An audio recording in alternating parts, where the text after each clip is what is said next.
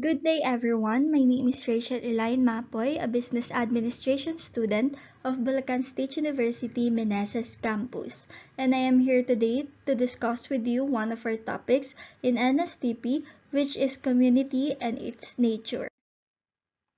Before we start, let me first give you a short background about the definition of community.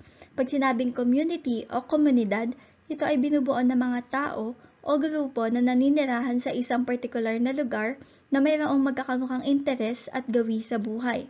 These are the people living in one particular area or people who are considered as a unit because of their common interests, social group, or nationality.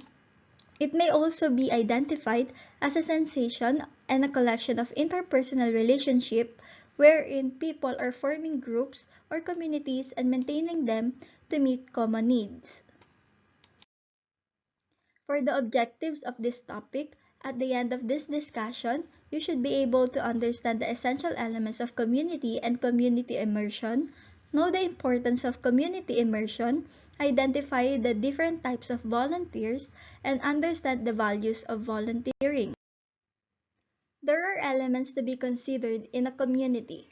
These are the people or individuals with similar conditions of life, the size of the community, how small or how big it is, locality or their own territory, their common interests, and the culture they share with one another.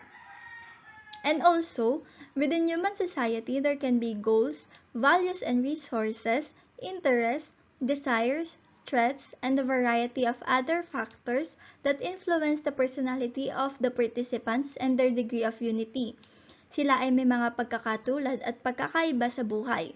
Kasama na dito ang mga values na kanilang kinalakihan, mga resources na makukuha sa kanilang lugar, mga kanya-kanya nilang interes at hangad na makamtan sa buhay, mga bagay, opinyon at paniniwala na nakakaimpluwensya sa personalidad ng bawat miyembro ng komunidad at sa kanilang pagkakaisa. In a community, there are activities being done in order to understand and expand one's knowledge regarding community issues, and this activity is called community immersion.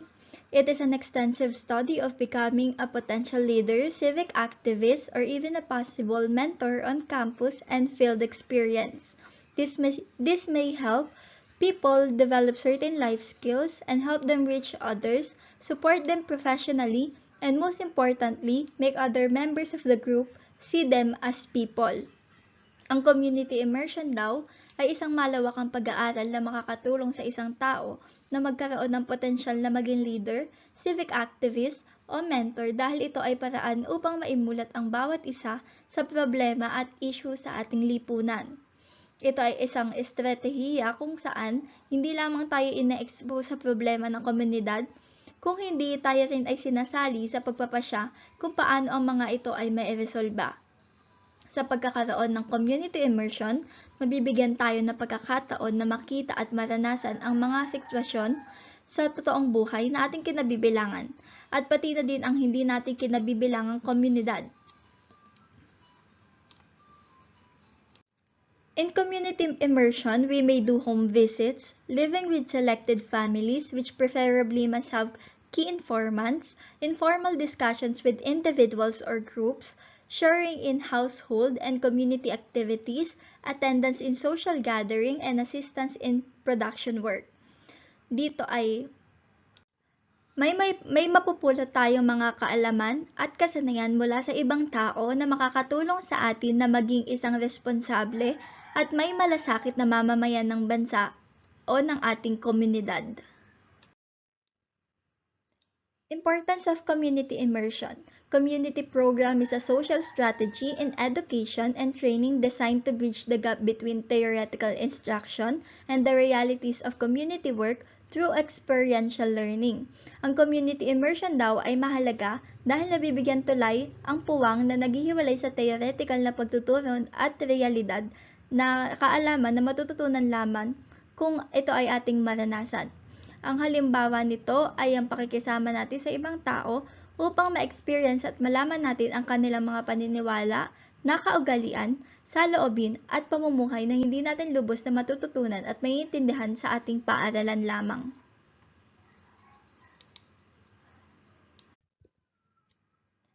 There are also benefits that we can gain in community immersion. Students learn to grow through active engagement in thoughtfully structured activities that address the real needs of the group, planned with the school and neighborhood. This provides opportunities for students to use recently learned skills and expertise in real-life circumstances in their communities. It will strengthen what is learned in school by expanding student learning outside and within the community. It will also give one a feeling of being personally interested in providing for others. So by doing community immersion, individuals will try their best to engage and participate more in helping other people of the community.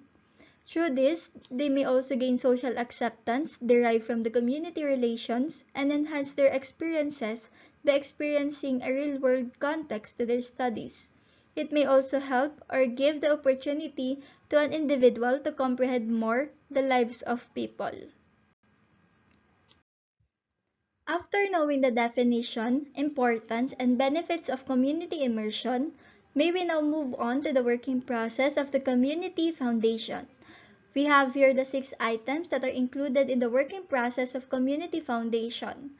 The first one is community conditions. These include the essential elements of community, the people, place, and power.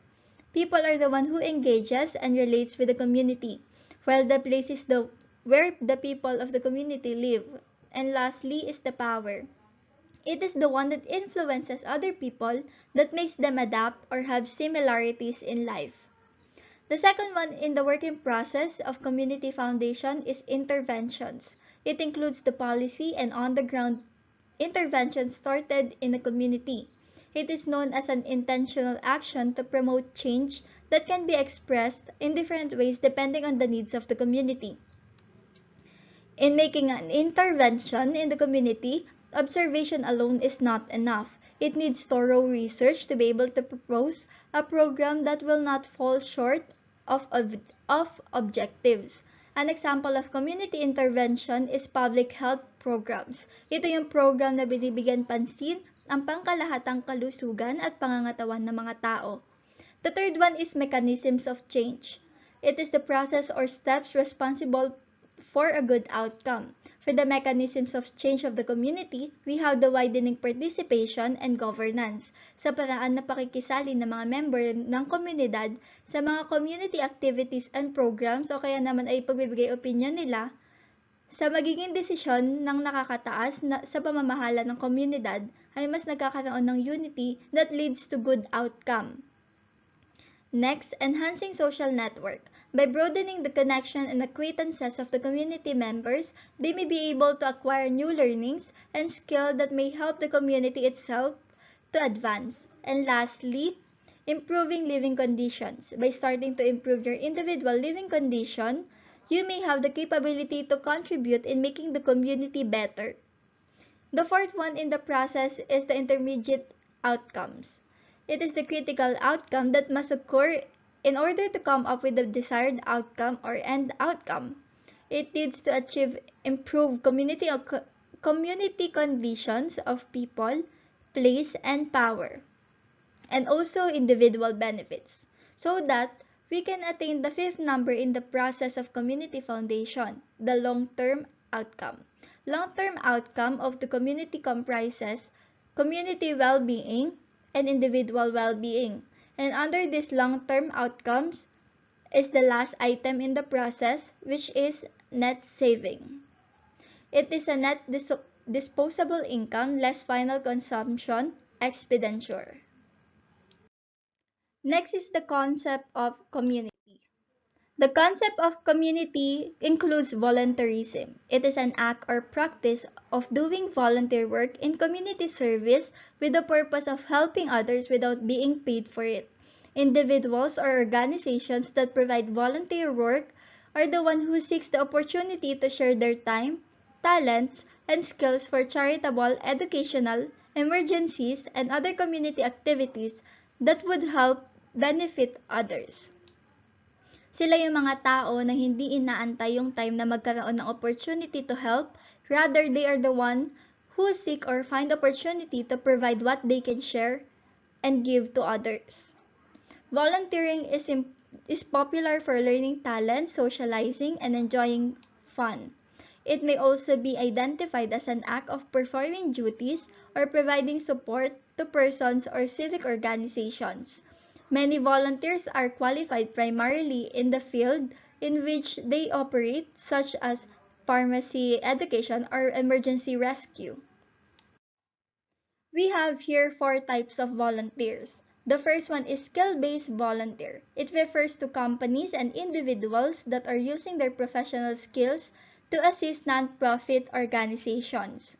They are the ones who provide free legal services and professional work or advise non-profit organizations that may be able to help them achieve their mission and purpose. The second one is emergency volunteer. Emergency volunteer are the ones who step forward to help at times of emergency, whether individually or as a member of existing community group. They are the one who willingly help in saving other people through being a frontliner, a donor, or someone who assists in organizing or engaging in community programs that are being done in times of disaster. The third one is the environmental volunteer. This refers to those who initiate and engage in giving importance to our environment by doing community activities that consist of environmental monitoring, ecological restoration, and educating other people about the natural environment. Threatened species programs are also included in their community activities. By doing these activities, they are doing what they can in protecting the nature on land and water. And also they can give back to the environment. And the last one is the community volunteer. It refers to those who help out people in their community so that they can help themselves.